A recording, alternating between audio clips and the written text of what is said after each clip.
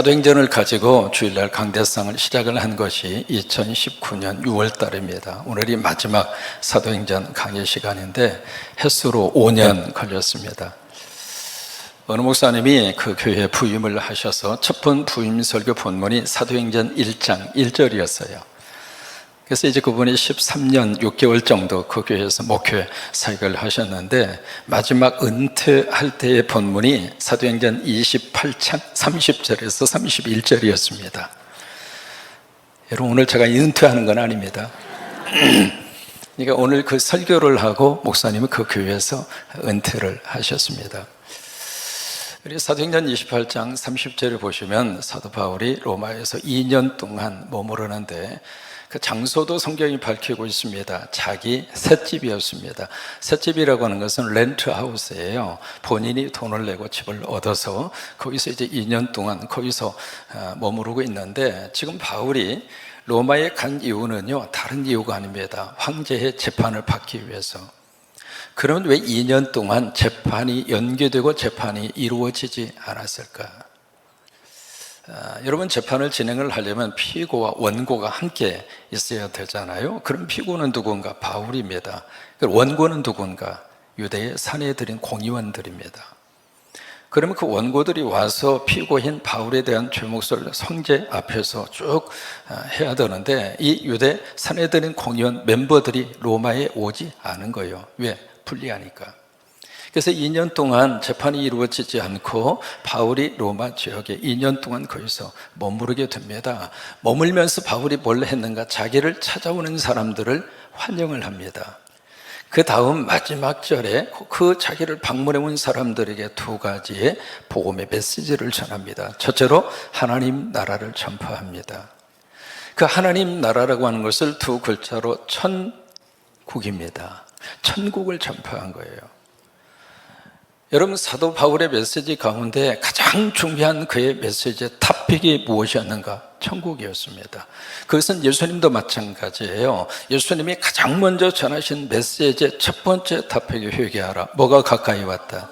뭐가 가까이 왔다? 그래요. 천국의 메시지예요. 여기 천국이라고 하는 것은 두 가지의 의미를 가집니다. 첫째로 미래적인 천국이 있습니다. 우리가 이 땅에 살다가 언제가 하나님 우리를 부르십니다. 안 가는 사람 없잖아요. 다 가야 되잖아요. 그런데 하나님 우리를 부르시는 날 예수 믿고 구원받은 하나님의 백성들은 천국 갑니다. 여러분 믿으시면 아멘!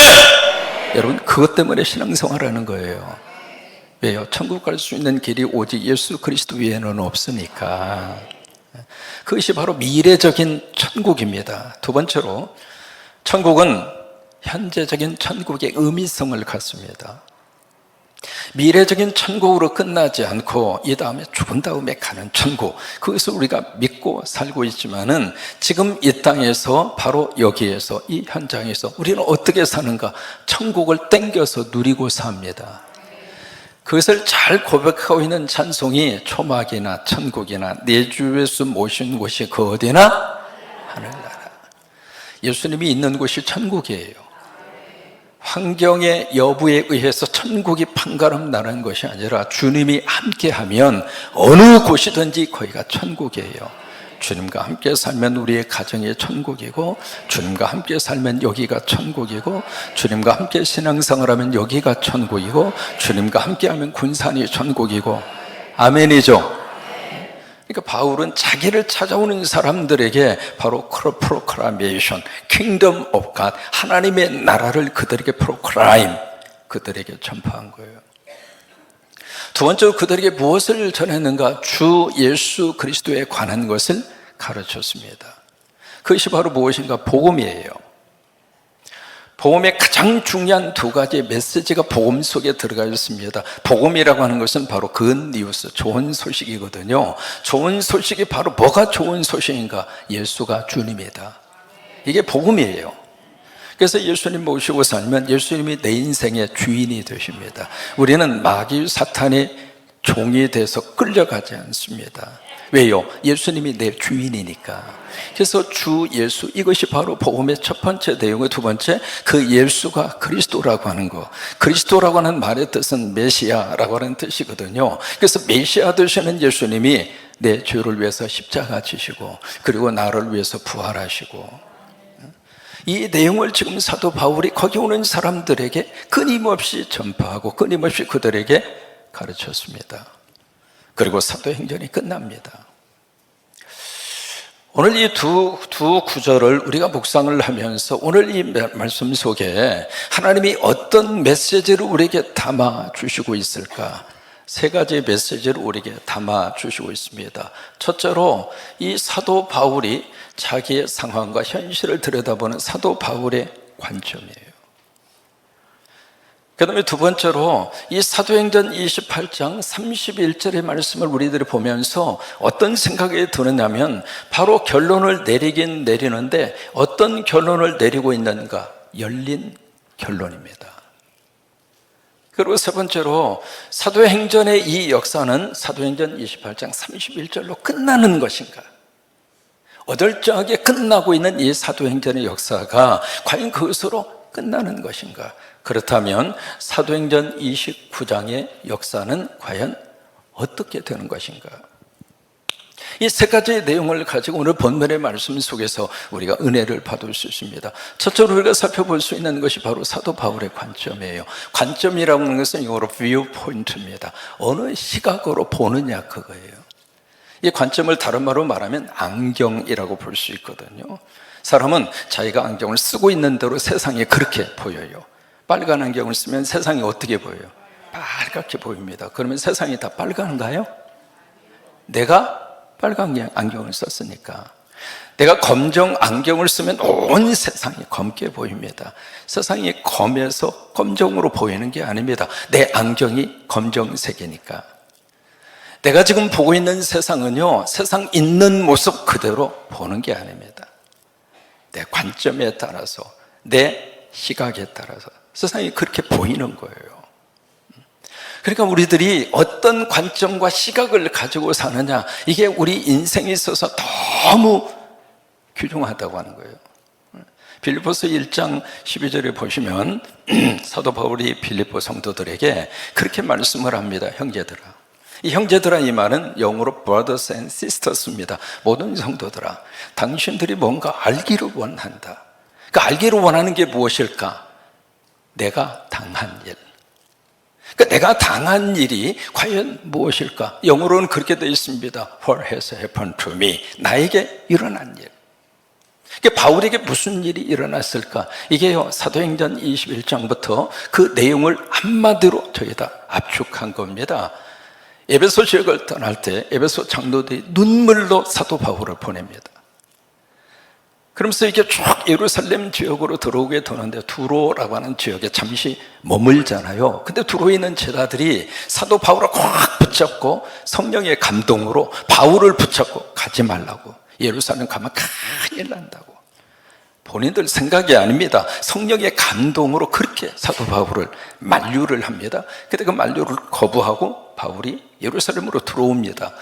가이사랴 항구에 내렸을 때 거기에 전도자 빌립이라고 하는 사람의 집에 딸이 넷이 있었잖아요. 그 딸 넷이 모두 다 예언의 은사를 받아서 이 사도 바울의 허리띠를 가지고 와서 딱 매면서 이 허리띠 주인 임자가 예루살렘에 가면 죽습니다. 그러니까 제자들이 그 이야기를 듣고 바울을 붙잡고 팍 울어요. 울면서 제발 가지 말라고. 그러니까 바울이 그들이 우는 모습을 보면서 그렇게 이야기합니다. 왜 너희들이 울어서 나로 하여금 마음을 상하게 하느냐? 왜 내 마음에, 거기에 break my heart라고 하는 단어를 씁니다. 내 마음을 찢어지게 하는데, 내 심장을 왜 찢어지게 하느냐? 그 이야기를 하면서 하는 말이 I am ready. 나 준비됐다. 뭐가 준비가 됐느냐? 나는 주 예수 그리스도를 위하여 결박당할 뿐만이 아니라 예수님을 위해서 내가 결박당한다. 오케이, I am ready. 나 준비됐다. 또 하나, 예루살렘에 가서 주님을 위해서 죽을 준비 나 됐다. 울지 말라. 여러분, 그것이 지금 빌립보서 1장 10절에서 말씀하고 있는 What has happened to me? 나에게 일어난 일이에요. 그렇게 해서 예루살렘에 딱 들어갔는데 체포됐죠. 체포돼서 재판을 받다가 로마 황제에게 상소를 합니다. 그래서 로마까지 왔어요. 로마에 딱 왔는데 거기에 자기의 셋집에 자기가 돈을 주고 세를 얻은 그 집에서 연금 가택, 연금 상태입니다. 그것이 바로 내가 당한 일입니다.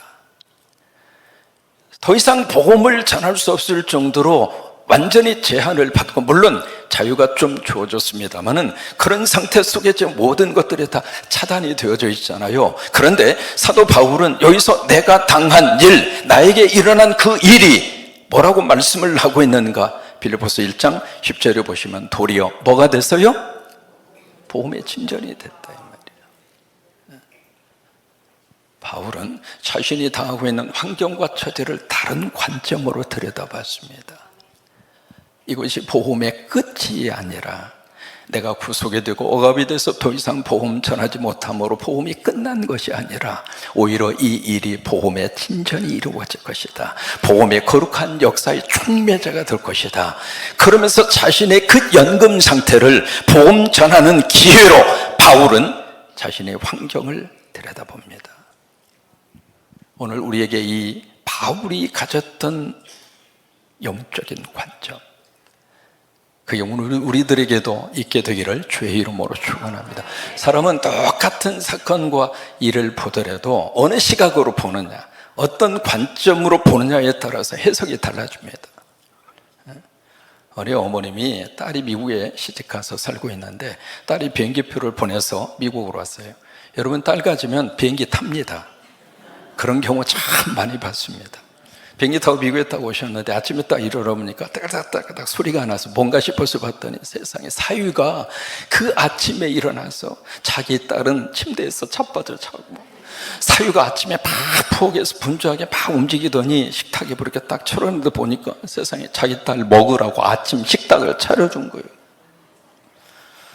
하루가 지났습니다. 오후에 퇴근하고 이 사위가 오더니 뭐가 시끄러운 소리가 나서 뒷뜰을 보니까 잔디깎기로 잔디를 깨끗하게 딱 화초도 이렇게 물도 주고 그러면서 우리 딸 시집 잘 갔네, 우리 사위 최고네.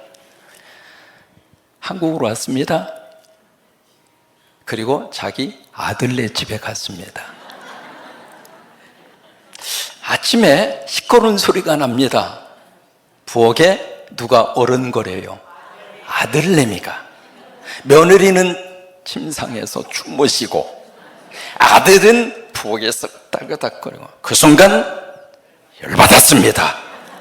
내가 어떻게 키웠는데, 내가 어떻게 키워서 내가 장가 보냈는데, 자고 있는 며느리가 너무 미웠습니다.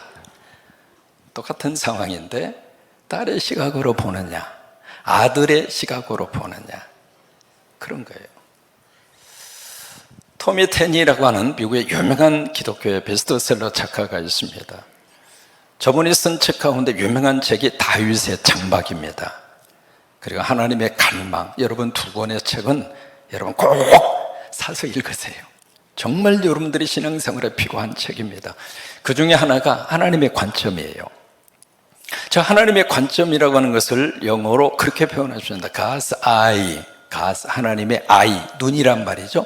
God's eye view라고 하는 말을 썼습니다. 저기 1장에 보시면은요, 제목이 아빠 안아줘, 그게 제목이에요. 3살 된 딸이 자기 토미 테니 목사님하고 같이 엘리베이터에 탔어요. 딱 탔는데 처음엔 아무도 없으니까 엘리베이터 안도 볼 수 있고 답답하지도 않았고, 근데 이게 점점 엘리베이터가 열리고 닫히고 그러더니 사람들이 이제 들어왔죠. 딱 들어오다 보니까 이 아이가 그 어른들 틈에 갇혀가지고 아무것도 안 보이는 거예요. 여러분, 그렇잖아요. 답답하기도 하고. 그러니까 아이가 하는 말이 아빠, 그러더니 응, 안아줘. 그래서 이 아빠가 그 아이를 안아줬습니다. 안아주니까 그 아이가 자기 위치에 있던 시각에서 누구 위치까지 올라갔어요? 아빠까지. 아빠가 볼 수 있는 그 뷰 포인트까지, 그 시각까지, 그 관점까지 이 아이가 올라간 거예요. 딱 올라가서 보니까 이제는 답답하지 않는 거예요. 잘 보이는 거예요. 그러면서 토미 테니 목사님은 거기서 이야기합니다. 예배란 하나님, 나 안아주세요. 그게 예배라고 하는 거예요. 신앙이란 바로 그거라고 하는 거예요. 내가 여기서 이렇게 딱 서서 볼 때는 보이지도 않고 답답하기도 하고 아무것도 별로 희망스러워 보이지도 않고, 그런 속에서 내가 있었는데 내가 믿음을 갖고 예배를 드리면서 하나님 나 안아주세요. 그래서 내가 하나님의 위치까지 올라가는 거란 말이에요. 하나님의 위치에서 세상을 보면 세상은 별거 아닙니다. 여러분 비행기 타시고요, 10,000피트 이상 고도에 딱 올라가면 땅 밑에 보이는 모든 것들은 다 점이에요. 아파트 평수 별거 아니에요. 50평이든 100평이든 10평이든 그게 그거예요. 차가 좋은 차든 나쁜 차든 그거 아무거 아니에요. 몸이 뚱뚱하다고요? 홀쭉하다고요? 올라가 보세요. 별거 아니에요. 바울은 자신이 지금 가택 연금 상태에 있었지만은 연금 상태를 하나님의 뷰 포인트로, 하나님의 관점으로, 복음 전할 수 있는 교회구나. 이 시간 여러분들이 그 은혜를 받으시기를 바랍니다. 두 번째는 바로 열린 결론입니다. 우리말 번역에는요, 가르치더라 해서 서술형으로 딱 끝냅니다. 그리고 피어리어드가 죽습니다. 근데 원래 이것이 쓰여졌던 헬라어 신약의 원문에 가서 보시면 가르치더라 라고 하는 서술형으로 끝나지 않고 담대하게 거침없이 라고 하는 부사로 끝납니다. 그러니까 여기에 결론을 내기는 냈는데 이 결론이 열린 결론입니다. 이것을 영어로 뭐라고 이야기하는가? 오픈 엔딩이라고 합니다. 엔딩이 끝이잖아요. 끝은 끝인데 이것이 크로스 엔딩, 이게 닫힌 결론이 아니라 열어놓았다 그 말이에요. 그러면 누가는 지금 사도행전 21장부터 바울이 예루살렘으로 올라가는 장면부터 시작을 해서 로마까지 오는 장면을 아주 세세하게 디테일하게 그렇게 모든 것을 다 기록을 한 다음에 이제 재판을 받고 그 다음 결론으로 가야 되는데 그 내용을 누가는 더 이상 취급하지 않습니다. 그리고 여기에서 거침없이 담대하게 그리고 끝납니다. 왜 이렇게 끝냈을까? 여러분 복음서를 보시면은요, 복음서의 모든 마지막 그 엔딩, 그 끝은 드라마틱합니다. 서술형으로 다 끝나거든요. 근데 사도행전만은 그렇게 끝나지 않아요. 왜 그럴까? 여기 두 가지 내용이 있습니다. 첫째로 여기 누가는 이 사도행전 28장을 기록을 하면서 사도행전 속에 사도행전의 주인공이 우리는 사도라고 생각합니다. 전반부에 쓰임받은 사람이 베드로고 후반부에 쓰임받은 사람이 바울이에요. 그래서 사도행전이거든요. 그러면 이 사도들이 이 역사를 끌고 가는 주인공처럼 우리들이 생각을 하기 쉬운데 누가는 이 사도행전을 기록하면서 사도행전은 위인전이 아니다. 바울이 위대한 것이 아니고 베드로가 위대한 것이 아니라 그들을 쓰고 계시는 하나님이 위대한 분이다. 바울은 사라진다 할지라도 하나님의 역사는 계속될 것이다. 바울이 재판의 결과가 어떤 결과가 나오든지 그건 상관없이 살아계신 하나님의 거룩한 역사는 계속될 것이다. 그래서 서술형 끝이 아니라 부사형으로 담대하게 그리고 거침없이 라는 부사로 이 말씀을 끝내고 있습니다. 그럼 그렇게 끝을 맺으면서 우리에게 질문하는 거예요. 그렇다면 사도행전 29장은 없는 것인가? 복음은 미완성으로 끝나는 것인가? 그 질문을 우리에게 던지고 있는 거예요. 어느 목사님이 사도행전 강의를 쭉 이렇게 하면서 그 다음 주 설교 본문을 성도들에게 이렇게 알려드리고 꼭 읽어가지고 오시라고. 여러분 강의 설교를 들으실 때요, 그 설교를 정말로 사모하면서 설교가 내 속에 들리기 위한 방편 중에 하나가 미리 읽어가지고 오는 거예요. 아시겠죠? 꼭 왜냐하면 이미 본문이 다 주어졌으니까 미리 꼭 여러분 읽어 가지고 오시고, 또 하나 그 말씀을 가지고 묵상하시고, 말씀을 가지고 성경도 우리말 성경, 영어 성경, 여러분들이 볼 수 있는 언어를 다 끄집어 놓고 그 말씀을 은혜 받기 위해서 준비하고 오셔서 강의 설교를 들으면 여러분들이 은혜 받는 것보다도 더 하나님이 더블로 복을 주십니다. 그래서 이제 목사님이 미리 본문 말씀을 드리는 거예요. 제가 사도행전 끝난 다음에 다음 주부터 뭘 하는가? 로마서를 합니다. 제 목회 마지막 모든 메시지는 로마서 속에다가 거기에다가 다 집어넣으려고 합니다. 그래서 이제 로마서 1장을 다음 주에 꼭 읽어가지고 오시기 바랍니다. 다음 주에 손들어 보러 갈 거예요. 그래서 이제 목사님이 사도행전 29장 1절 5절의 말씀을 가지고 설교하겠다, 그리고 교인들에게 읽어가지고 오라고. 그 다음 주일이 됐습니다. 교인들이 물었어요. 지난주 말씀드린 대로 사도행전 29장 1절 5절의 말씀을 읽으신 분이 있으면 손을 좀 들어보라고. 그러니까 교인들이 한 사람도 안 드는 거예요. 그래서 좀 분위기가 좀 어색하니까 맨 앞에 앉아 계시던 장로님의 순교의 마음으로 살짝 손을 들었어요. 그러니까 뒤에 앉은 권사님이 눈치가 구다니라, 장로님이 들었으면 나도 들어야지. 그 권사님이 용기 있게 더 높이 들어버렸어요. 그랬더니 뒤에 앉은 분들이 몇 사람이 따라서 손을 들었어요. 그래요? 감사합니다. 읽어주셔서 우리 성경을 찾아보겠습니다 하고 사도행전 29장을 딱 펼치니까 있어요, 없어요? 그러면 사도행전 29장을 누가 씁니까? 누가 써야 합니까? 사도행전을 쓴 사람이 누구죠? 누가예요? 누가가 복음서를 쓰고 복음서의 후속편으로 사도행전을 썼습니다. 예수 그리스도의 복음의 역사가 역사 속에서 어떻게 흘러갔는가, 그래서 역사서 사도행전을 썼습니다. 이제 사도행전을 누가가 쓰고 28장 31절로 딱 열린 끝으로 오픈 엔딩으로 딱 끝냈는데, 그렇다면 사도행전 29장을 누가 써야 할까? 누가 써요? 내가 쓰고 우리 교회가 쓰는 거예요. 그래서 역사로 끝나는 역사가 아니라 지금도 성령님이 움직이고 계시고 성령이 지금도 역사하셔서 지금도 사도행전에 나타난 거룩한 역사를 누군가가 그 성령의 충만한 은혜와 역사를 힘입어서 지금도 사도행전 29장을 쓸 하나님의 사람이 누구냐? 성령으로 충만해서 지금도 사도행전 29장을 써내려 갈 만한 교회가 어느 교회냐? 우리는 지난 5년 동안 사도행전 29장을 써내려 왔습니다. 사도행전 강의가 시작이 되면서 11개 나라, 십자가 103개를 하나님이 세우셨습니다. 성령님이 하신 거죠. 우리 장로님 지난번 콩고 다녀오셔서 보고를 들으면서 너무 행복했습니다. 초창기에 지어준 그 교회가 이제 사도행전 29장을 그 교회가 쓰고 있는 거예요. 그래서 그 교회가 2개 교회를 더 개척한 거예요.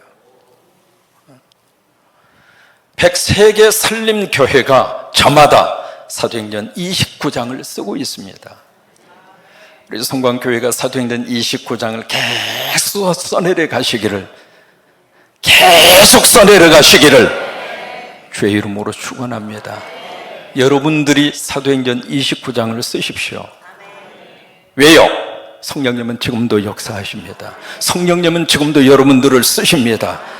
성령으로 여러분 충만히 성령으로 은혜를 받아서 권능을 받고 예루살렘과 유대와 사마리아와 땅끝까지 이르러 내 증인이 되리라. 액트 29. 누가 쓸 것인가? 여러분이 쓰시고 이 교회가 함께 써내려갈 수 있게 되기를 주의 이름으로 축원합니다.